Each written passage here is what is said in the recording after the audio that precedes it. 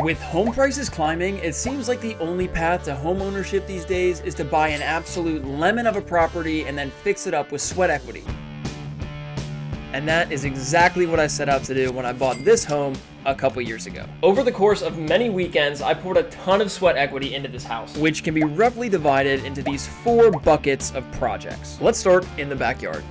So as you can see from these photos, the backyard was an absolute disaster. And if you've ever renovated a home before, you probably know that once you start taking things apart, usually it's worse than you imagine. And that was the case for the deck, because when I removed it, the footers and the stair landing wasn't even on concrete, so I had to extend this concrete slab, which I didn't plan on doing. And naturally, because I didn't have money or any experience at the time, I decided to mix it up by hand. It was like 80 bags of concrete. It was an absolute disaster. After building the forms, I tried to finish it. It was setting up on me, and the finish was horrible. I had to go back and do like a little Newcrete concrete topper to get it even. So definitely some lessons learned on that one. Now for the fence here, I will confess that some of the segments were in decent shape, but overall like 3 out of the 4 sides needed to be replaced. So my brother and I decided that it would be cheaper just to buy all the pressure treated 2x4s separately, install those horizontal rails, and then come in with a framing nailer and attach the pickets one by one. I have a dedicated video on this on my channel, and it's sad because I see comments saying that the cost estimate that I provided at the time of me building this,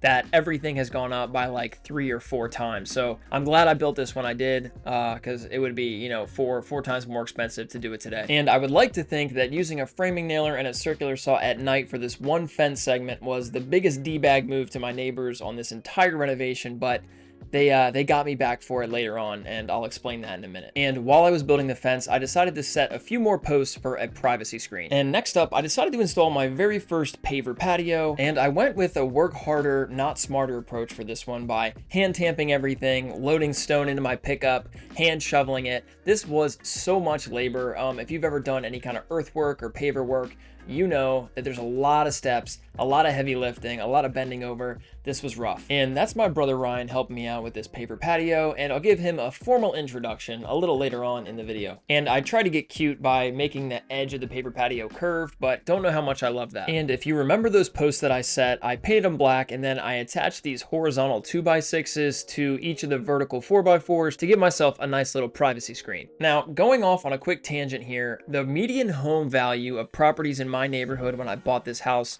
was around $300,000 to $350,000.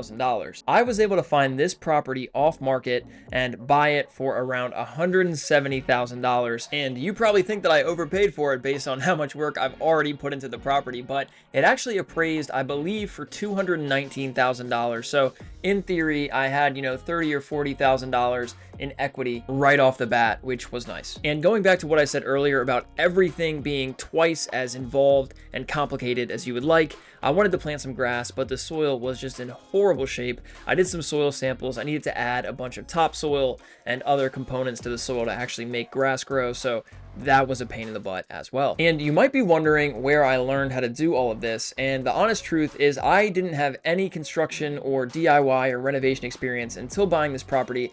I went to YouTube University, and you can literally learn anything on the internet these days. And the good thing about a lot of these projects is you can make mistakes, and pretty much nothing is irreversible. If you make a mistake, you can just go back, do it over, and that's what I had to do when I was cutting the stair stringers and when I was figuring out how to do this wire railing. Really, you just got to get started, and you'll figure it out as you go, or you'll crash and burn, or you'll run out of money and be living in a construction zone for months, or you might get reported by your neighbors and have to deal with permitting. And I'm not speaking from experience on any of this. Trust me. And for whatever reason, I decided to build my outdoor sectional sofa for the deck using some leftover pressure treated lumber that I had hanging around. And honestly, this thing was massive, and it probably saved me around $1,500 to $2,000. And I did put together some plans. So if you want to build an outdoor sectional sofa this spring, I got the free plans. I'll link them down below. And if you've been following the channel for a while, chances are you've seen a lot of these projects already, because I do have dedicated videos for pretty much every project that you're seeing as part of this time lapse, which goes into detail, goes into everything step by step, and I promise you it's a lot slower than this time lapse that you're seeing right now. And if you're new to the channel, again, my name is Andrew, glad to have you here. Would love to have you subscribe if you like DIY content like this, and I'd really appreciate it. Thanks for watching. And what I'm building right now is a DIY gas fire pit table that I thought would be kind of fun to build. This was more of just something I did as a side project, and I just thought that learning how to build the forms out of melamine and then pouring the actual concrete slab would be a fun little process. And this slab right here was much heavier than I expected, and I don't know why I expected it not to be heavy, given that it was like a 4-inch thick slab of concrete. So go figure. And for the table base, this was my first time working with metal studs. I cut everything to size, secured it together with some self-tapping metal screws, and then I wrapped it with some LVP flooring just because I figured that would be weather resistant. And then it was just a matter of hooking up the fire insert, which just involved the installation of a kit that I bought. And I finished everything off with some fire rocks and a windscreen. And I really should have replaced this asbestos siding with some vinyl, but something called money got in the way, so I just painted it, and then I installed these privacy slats under the deck. And to round out the backyard, I installed this movie screen in the tree, which I thought would be kind of cool for some outdoor movies, and I cut the grass. With the backyard pretty much complete, let's move on to the front yard. The first step in getting the front yard relatively presentable was just to power wash all of the siding, and as mentioned before, this was asbestos siding that I really should have replaced with vinyl, especially because a couple of the tiles were actually damaged, so I had to remove those. And yes, this is asbestos, so you want to wear a respirator and be safe. Try not to breathe in any of the fibers or drill through it, but they make these fiber cement sheets that you can basically just install in their place, and it's not that hard to swap a few out. And there was this horrible eyesore of a metal chimney on the side of my house that really had no function. I guess it got abandoned years ago, so I removed that and cut it out, leaving myself with a nice cannonball sized hole in my foundation, which I patched with some rapid setting concrete and painted. I will confess, this doesn't look great, but so far so good. Next up, we replaced the shutters, and funny little story, when I removed the existing shutters, there was a bat hibernating or something behind it, and when I removed it, it fell off and spooked the crap out of me, so watch out for bats if you're removing shutters, pro tip. And then I went on to replace the front door because it was cracked, and I thought about painting it, but it was just too far gone, so I cut out the caulk around the brick mold, cut the screws that were holding it in place, and then removed the door before vacuuming out this area underneath the door and putting in this sill plate to keep any water and runoff from damaging the framing of the home. After checking level, I flashed all around the perimeter of the door, again to make sure that any water in and around the door wouldn't actually affect the framing. Then I positioned the door in place, made sure it was nice, level, and plumb, shimmed as necessary, and then screwed it into place. This front door cost me around $500 or $600, and the sill plate and flashing were probably around $100, $150. So I was probably all in for around $750, and I know that someone recently paid a contractor $3,500 to have a front door put in. So if you do it yourself, you could save around $2,500. And I also replaced the mailbox, but that's kind of boring. Now, moving on to the front porch area, I removed the metal railings that I assume were original to the house, and I just removed the screws and then cut off the base with the Sawzall. And with the railings out of there, I power washed this concrete stoop area, and one of my bigger regrets on this entire renovation was leaving that in place. I really think I should have probably just demoed that and started from scratch, but overall, I think I made the best of that bad situation, which you'll see at the end of the video. But in the interim, I took this Nucrete product and just resurfaced the face of these 3 steps. And a lot of you were saying that this stuff will flake off kind of at the first sign of winter and it's not very durable, but I've had this installed for a couple years now through a couple winters, and it's holding up just fine. So I don't know if this sealer is the secret to keeping it lasting, but no issues so far, and it looks way better in my opinion than when we started. And this front walkway / landing is no bueno, so I demolished that using a jackhammer that I actually found on Craigslist for like $200. So I think that was a steal, and it made quick work of this walkway that I then removed. And the plan was to basically upsize that landing and then build a new curved concrete sidewalk. So I started by marking the perimeter of where that larger landing was going to be. Then I dug out all the grass and the remaining sidewalk debris, and then I just prepared the area by compacting the soil and adding a couple inches of stone, just like you're going to do for any concrete project. And I also dug 2 deep footers below the frost line, and you'll see why at the end of the video. Next up, I built the forms using some 2x6 lumber that I had hanging around, made sure everything was square, and then when it came to mixing the concrete, we rented a mechanical mixer, and this was absolutely brutal. I really can't recommend mixing concrete by hand if you're a beginner. It's kind of a pain in the butt, and the consequence of failure is pretty high. And as you can see here, we got some honeycombing when we removed the forms. Not ideal, but we got it done. And I purchased a 4x8 sheet of hardboard that I had ripped down to 4 inches at Home Depot so that I could create these curved forms. Then I got those positioned, sprayed some WD-40, which is going to help the concrete not to stick to the forms. And then we got the mud mixer, which is another concrete mixer, which made it go a lot easier, but still, concrete can be a little bit tricky to finish. After finishing the surface with a hand trowel, I gave it a broom finish to help hide some imperfections, and then I added a control joint right here so when it does break in the future, it will hopefully break within that joint. And after giving that concrete around 24 to 48 hours to dry, I removed the forms, and now it's time to do something about this actual porch. I thought that a metal cable railing would actually look pretty sweet on this porch, so I'm using a laser level to get my offsets, and then I'm using a carbide tip masonry bit and an SDS drill to drill into that concrete, and then using expansion anchors to hold those posts in place. And obviously you want to use a post level to make sure that you're perfectly level and plumb and vertical, and then use shims as necessary to get everything right, and then cut off the excess using a utility knife. And because the bolts were sticking out a bit on the top, I had to trim off the excess using a sawzall, which was no big deal. And now it's time for the railing. This railing system, I believe, was the Muzada Black Cool railing system. I will link that down in the video description in case you want to install something similar. But I basically had to find the angle for the railing using that angle finder, and once getting everything mounted, it was time to install these vinyl coated cables. And I will say, I think wire railings look great, but it's pretty iterative and redundant to go through and tighten each one of these cables individually, and it's definitely not the fastest railing to install, but I think the extra labor is worth it. And if I rewind just a little bit, there used to be a silver maple in the front yard, and it was rotting, so every time a storm would come through, a bunch of branches would fall over, and I was too much of a sissy to cut this down myself. I was scared it was going to fall on my house, so I outsourced that tree removal. This completely jacked up my grass, but we'll deal with that later after this front garden. So at this point, I'm finally starting to understand concrete, so I figured, hey, why not one more concrete project, and I'll do a concrete garden curb to separate the front garden from the grass and hopefully keep grass clippings from when I cut the grass from making their way into the garden.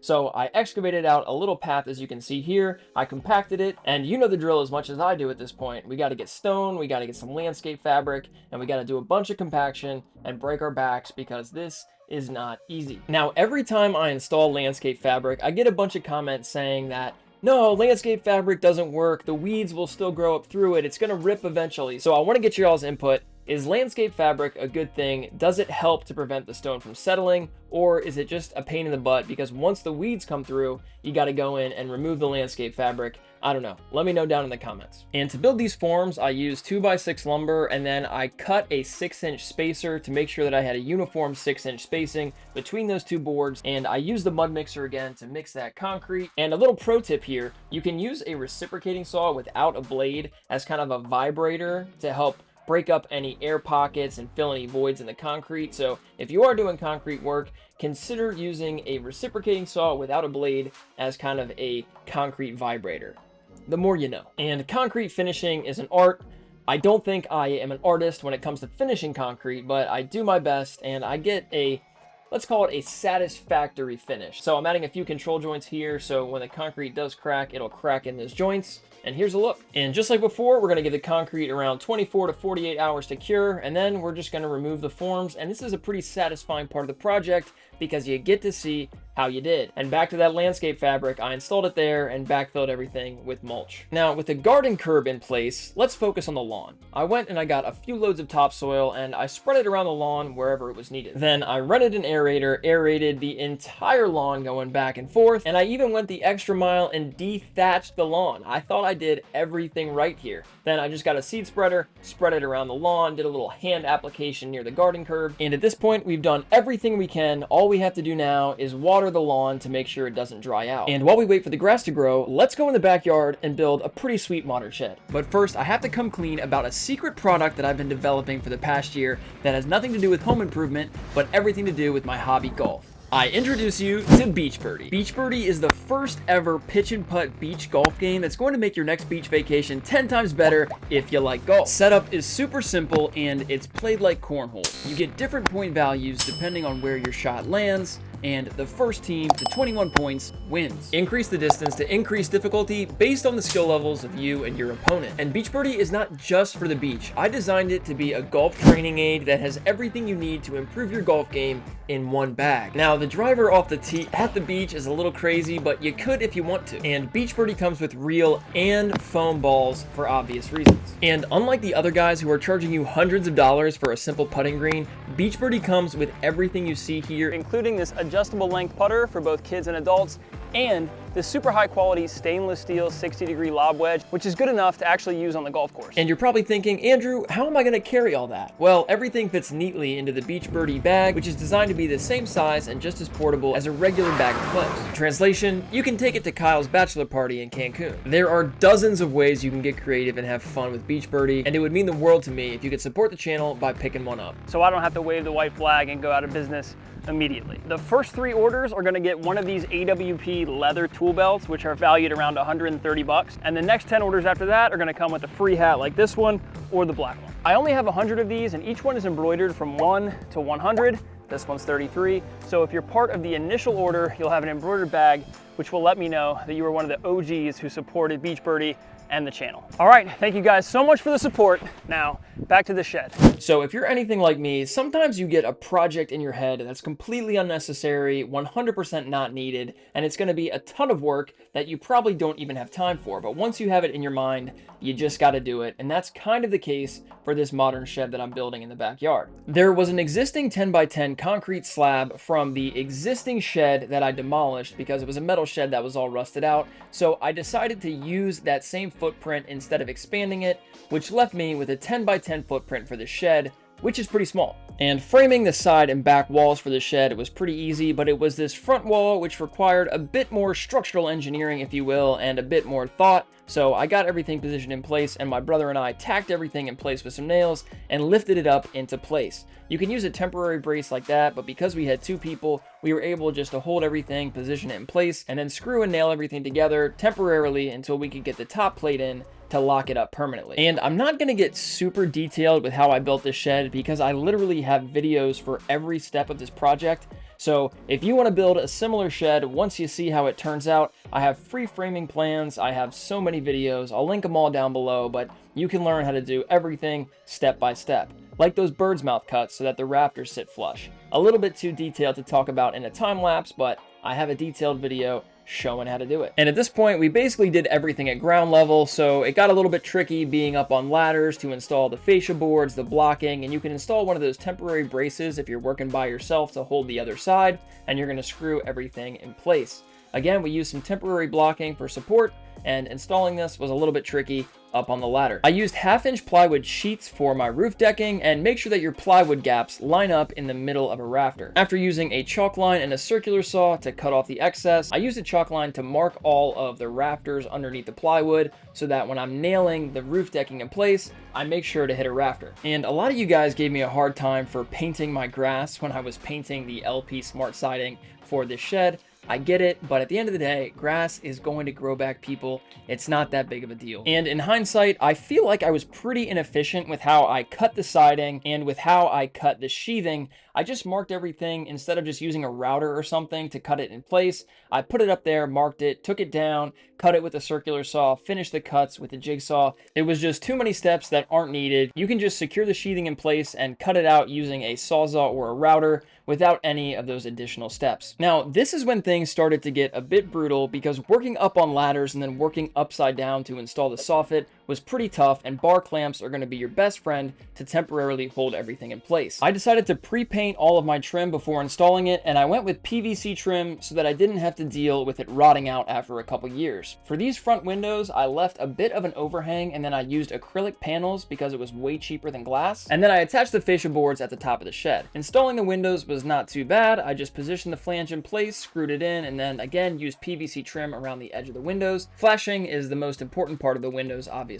And I thought a metal roll-up door was gonna look really good, and I paid the price for that. This door was, I think, $600 or $700. It was ridiculous, but I committed to it when I framed the shed, so I got that installed, and then I went back and installed the tar paper and the roofing. One thing I didn't mention is I actually used leftover LVP flooring from my kitchen as the siding for this shed. I didn't show the installation for that, but it's actually been holding up pretty well over the last couple years. So maybe LVP is a viable siding option. Who knows? And I also went the extra mile and I ran electrical to the shed because there's absolutely nothing worse than walking out to your shed at night, not being able to see, tripping over yourself. Not ideal. And lastly, I installed this epoxy flooring over the plywood, and I can't wait to show you how that looks in the final reveal. But right now, let's head to the front yard and do this porch edition. Now, at this point, I was finally confident enough to show off the front of my house in a video, and a lot of the haters let me know that it still looked like lipstick on a pig. And to be honest, I kind of agreed with them, which is why I always had it in my mind to add a gable porch overhang to the front of this house, since this architectural feature would break up the roof line and tie everything together. That's why I dug those deep footers underneath that concrete slab I poured near the porch. Now, there's nothing more terrifying than ripping off a perfectly good roof to start a project that you're definitely not qualified for and certainly over your head with. But since I bought this house with zero construction or renovation experience, basically every project that I tackled was one that I've never done before, so this was pretty familiar territory. It just had a much higher consequence of failure and could likely get me in trouble with the authorities, which I'll talk about more a little bit later. And this is one of the last big projects that I had Ryan help with since he graduated from PA school just a couple weeks after this, but he came through big time on this project because this is one that you really would have a hard time building alone. And after we got the 6x6s in place, we replaced that section of plywood so that we wouldn't fall through the roof. And despite checking the weather multiple times to confirm that it was a good time to remove our roof, we had this rogue storm come through and we turned into the tarp house, which is never a good look. Now, to make the connections to the existing roof, you have to determine the pitch of your roof, which you can do by determining the rise and run by using a level and a tape measure. And I have a dedicated YouTube video on my channel, as well as an ebook that goes through this entire gable porch overhang addition process. It's going to go into detail for all the cuts you're going to need to make, all of the framing guidelines and things like that. I'll link it down below if you're interested. And after we got the ridge board positioned in place and nice and level, we secured it with a couple nails, and then we cut off the excess overhang on the front of the gable there. If I recall correctly, I left a 12-inch overhang over the front. Next, you're going to have to cut and install the rafters. That's going to involve a cut that's made near the ridge board that matches the pitch of your gable, as well as a bird's mouth cut to rest your rafter on. Again, I go over the details of how to find these angles, how to find the pitch, how to make these cuts in my ebook, so I'm not going to go into a ton of detail on this time lapse. And after lifting the first few rafters in place and securing them, it's time to install this fascia board that attaches to the house. Again, you're going to need to cut the end so that it matches the pitch of your existing roof. And now it's time to install these valley plates, also known as sleepers. Now, this is where things get real crazy, because now you're dealing with the existing roof pitch as well as the new pitch of your gable porch. So you have to do some crazy beveling on your circular saw.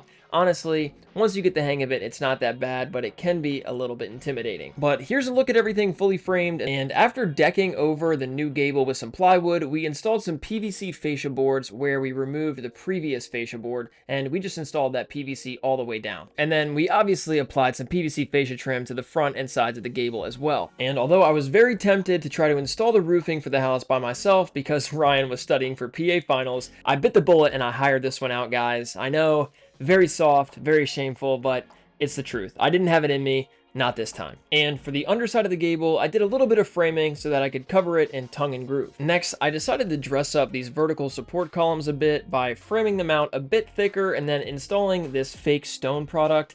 I'm a little bit torn on this one. I don't know if this was a good idea or a bad idea. This fake stuff can look a little bit tacky, and overall I think this looks better than the bare posts, but in hindsight, probably would have installed real stone. And one of the last things I did on this gable was install a few decorative 4x4s at the top. Now, I mentioned to you guys that I got in trouble with the authorities over this, and here's what happened. So basically, after 2 or 3 weeks of this being done, I got this stop work authority on my door saying that I didn't get a permit and I was going to have to pay a fine and get it retroactively permitted, or face prison is what they made it seem like. So after submitting drawings, jumping through all their hoops and ladders, and paying a bunch of fines, we are finally good with the city. And now that it's time for the final reveal, let's take a quick reminder look at where this project started.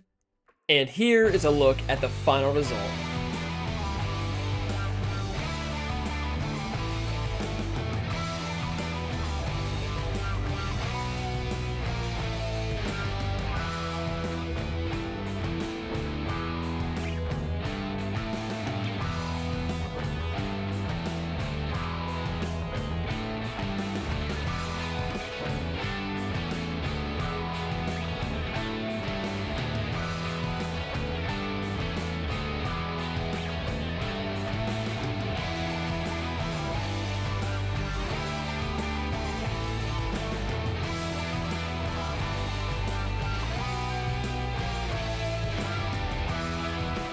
And I wish that I had some better after shots of the backyard, mostly just a wider angle that showed you everything, but unfortunately I have tenants in the property right now, so I can't get that footage for you, but hopefully this gives you the idea.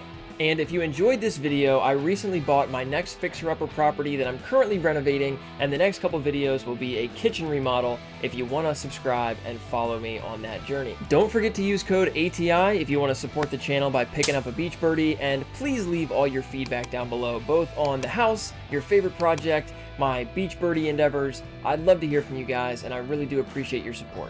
Thank you.